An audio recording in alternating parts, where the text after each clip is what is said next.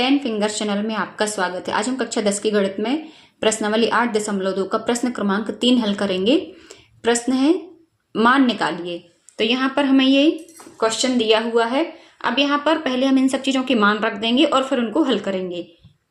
ये प्रश्न बहुत ही IMP है और देखने में जितना छोटा है उतना ही इसमें थोड़ी सी प्रैक्टिस की जरूरत पड़ेगी। तो इसको आप ध्यान से देखिए और करिए इसको कई बार, तो बनेगा। तो जैसे ये है cos 45 डिग्री का मान। मैंने इसको सारणी को भी याद करने की ट्रिक आपसे शेयर की है इसके पहले वाले वीडियो में, आप वो भी देखिए। cos 45 डिग्री होता है 1/√2। हम यहाँ पर लिख लेंगे 1/√2।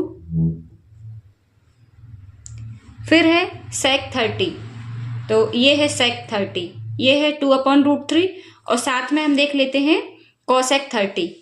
तो cosec 30 दिया है 2, तो ये है 2/√3 + 2।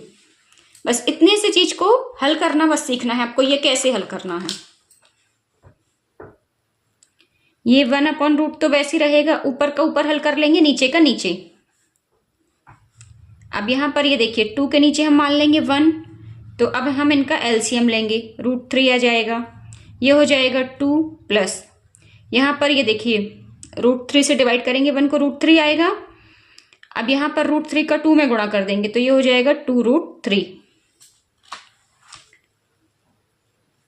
फिर है ये 1/√2। अब नीचे हो जाएगा हमारा 2√2, 2 प्लस 2√3/√3। अब ये जो पूरी संख्या है ये ऊपर जाएगी, तो इनके जो हर की संख्या है वो अंश में आ जाएगी, जो अंश की संख्या है वो हर में आ जाएगी। ये √3 ऊपर चला जाएगा और ये नीचे हो जाएगा 2 प्लस 2√3। अब यहां पर आप ध्यान से देखिए, यहां से हम 2 कॉमन ले सकते हैं। क्यों लेना है कॉमन? जिससे हमारा प्रश्न आसान हो जाए। ये √3 तो वैसे रहेगा, ये √3 × 1 है तो √3 वैसे रहेगा। अब ये जो √2 है इसको हम वैसे ही लिखा रहने देंगे, ये 2 कॉमन आ जाएगा तो यहां सामने लिख जाएगा। अब ये कोष्टक के अंदर बचेगा 1 + √3।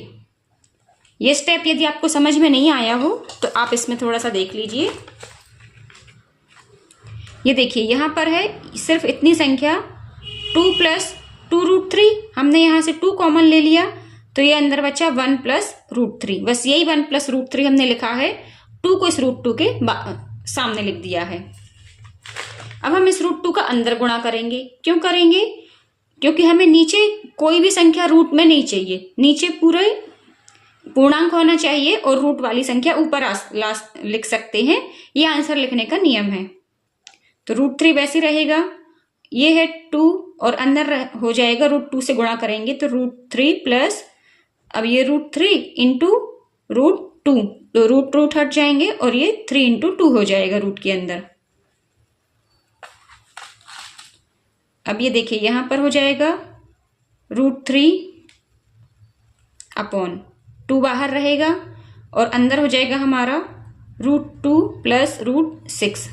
अब बस इतने से को हल करना है। इसमें हम क्या करेंगे, हर का परिमेयकरण। इसको हम यहां पर साइड में फिर से लिख लेते हैं, √3/2 और ब्रैकेट के अंदर √2 + √6। इसमें हमें हर का परिमेयकरण करना है, तो √2 प्लस √6 है तो -√6 का हम गुणा कर देंगे ऊपर नीचे, √2 - √6। आप लोगों ने हर का परिमेयकरण सीखा होगा इसके पहले। तो अब यहां पर तो ये √3 वैसे रहेगा और ऊपर हो जाएगा √2 - √6। अब हम इसका अगले स्टेप में गुणा करेंगे और यहां नीचे हो जाएगा हमारा, इन दोनों का गुणा कर देंगे। अब यहां पर ये देखिए ये है a + b और ये है a - b।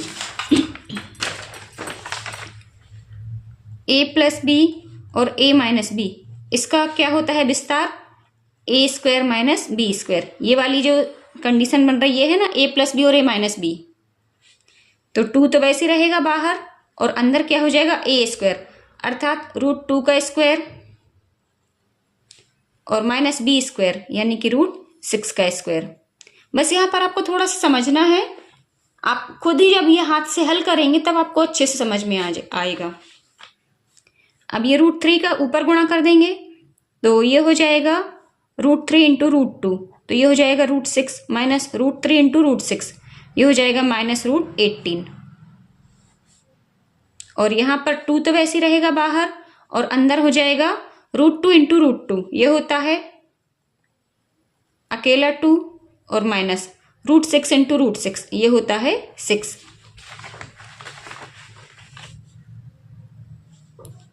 अब ये है √6 माइनस 18 को हम क्या लिख सकते हैं 9 इंटू 2, 9 गुणा 2, 9 गुणा 2 ही क्यों लिखा, 6 गुणा 3 भी लिख सकते हैं। देखिए 9 जो हो वो 3 का वर्ग होता है, इसलिए हमने 9 गुणा 2 लिखा है। अब नीचे हो जाएगा 2 गुणा 2 ऋण 6, तो ये बचेगा ऋण 4, ये बीच में गुणा है।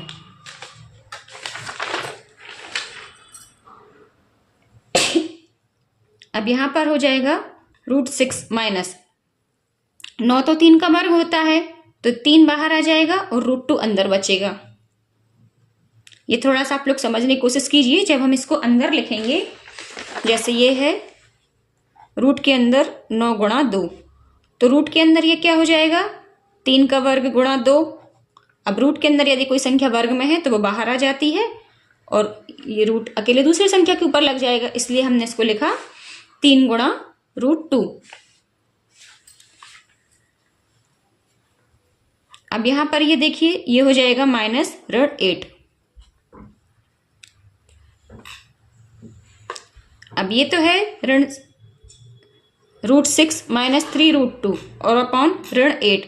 अब ये देखिए नीचे है ऋण 8, ये आंसर लिखने में थोड़ा सा ये लिखने का सही तरीका नहीं है। यदि आप इतना भी करके आएंगे तो भी आपको पूरे नंबर दिए जाएंगे, पर हम इसको थोड़ा सा अच्छे से लिख देते हैं।